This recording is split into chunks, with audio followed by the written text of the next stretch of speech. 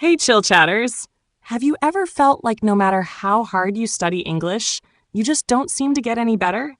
Like your progress is stuck in one place and you're ready to give up? Well, today I'm here to tell you that you absolutely can break through that barrier. You can unlock your English potential, and I'm going to share how.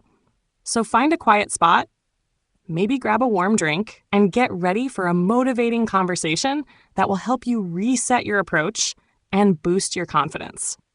This isn't just another grammar lesson. It's a friendly talk about how to really move forward with your English learning journey. If you feel like your English isn't improving despite all your hard work, you're definitely not alone. There are millions of learners out there, just like you, feeling confused, frustrated, and even disappointed in themselves. They watch tons of videos, buy grammar books, memorize vocabulary apps every day, and still, when it comes time to speak, they freeze, or they forget everything. It's frustrating, isn't it? You start wondering, what am I doing wrong? You might even feel like giving up, but please, don't, because the real issue isn't you, it's the method. And the beautiful thing is, methods can be changed. One of the biggest blocks is what we call passive learning. Passive learning happens when you mostly watch, listen, or read English, but you don't really use it. Think about it like this. Imagine trying to learn how to ride a bicycle by watching YouTube tutorials. You'd probably understand the steps, the theory, the logic. But until you actually get on the bike, wobble, fall, and try again, you won't really learn how to ride. That's exactly how English works. Watching English shows, listening to music, even reading books, they're all great. But if you never speak, write, or create with English, your brain won't learn to produce the language. So how can you fix this? Speak, out loud, every single day, even if it's just for 2 minutes. Stand in front of a mirror and describe your day. Say what you had for breakfast. Repeat lines from this podcast. When you activate your voice, your brain starts to wire in new ways. It gets stronger, faster, more confident. Another big reason your English might feel stuck is fear. The fear of making mistakes. You might know what you want to say, but your mind whispers, what if I say it wrong? And so you say nothing. Maybe you're worried that people will laugh or that they won't understand you. Or maybe you're scared your accent sounds weird. Let me tell you something important. Mistakes are not the enemy. They are your friends. They show you what you tried. They show you're learning. Even native speakers make mistakes. We all do. And literally nobody became fluent without a few stumbles. So next time you mess up, smile and say to yourself, I'm learning, and this is part of the journey. Because silence, that's the real mistake. Here's another common problem. No real conversation practice. Maybe you've studied grammar. Maybe you know the rules. But when someone says, hey, how's it going? You freeze. Why? Because English is not just knowledge, it's a skill. Just like dancing, cooking, or playing an instrument. And skills improve with real-world use.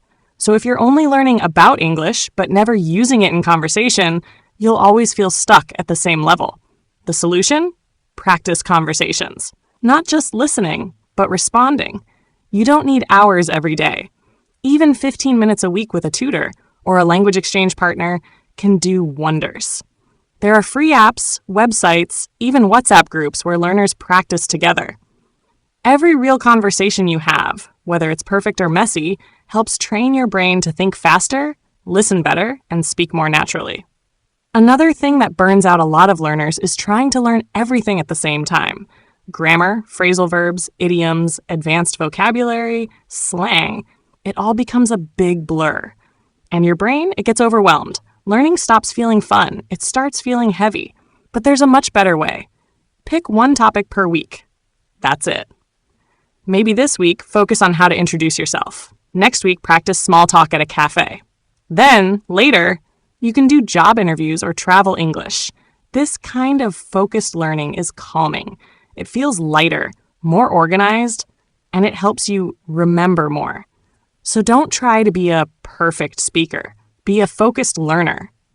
We all do this sometimes, scrolling through social media, seeing someone speaking perfect English and thinking, wow, they're so good, I'll never sound like that. and suddenly you feel small. But here's the truth. You're comparing your behind the scenes to someone else's highlight reel. You don't know how long they've studied. You don't know how much time they practice. You don't know their background, their environment, or their resources. Your journey is yours, and it's beautiful even if it's slow. Progress is not a race. So ask yourself only one thing. Am I better than I was yesterday? If the answer is yes, celebrate. If the answer is no, start again today. You've got this. Now, let me share 4 simple habits that can really move your English forward and keep you motivated. First, speak out loud every day, even if it's just for 2 minutes. Describe your day, your thoughts, anything. This daily activation strengthens your speaking muscles and builds confidence. Second, repeat real English phrases you hear in podcasts, shows, or YouTube videos. Imitate the rhythm, tone, and pronunciation until those sentences feel natural. Third, focus your learning on just one topic at a time. Going deep into one theme a week helps your brain absorb and remember better. And finally, try writing a short journal in English every day, just 3 sentences about what you did, how you felt, or what you're learning. These small, consistent habits quietly but powerfully build your fluency over time. Before we finish, let's quickly recap. You are not alone in feeling stuck. Passive learning alone won't get you fluent. You need to actively use your voice. Mistakes are proof you're growing, so don't fear them. Real conversations train your brain in ways passive study can't. Don't overwhelm yourself by trying to learn everything at once. Focus on one thing at a time. And comparison only steals your joy. Focus on your personal progress. Remember, building small daily habits like speaking out loud, repeating phrases, focusing deeply, and journaling makes a huge difference. If you found this helpful, I encourage you to try at least one of these habits today. Share in the comments below which habit you're starting with. Let's support each other on this journey.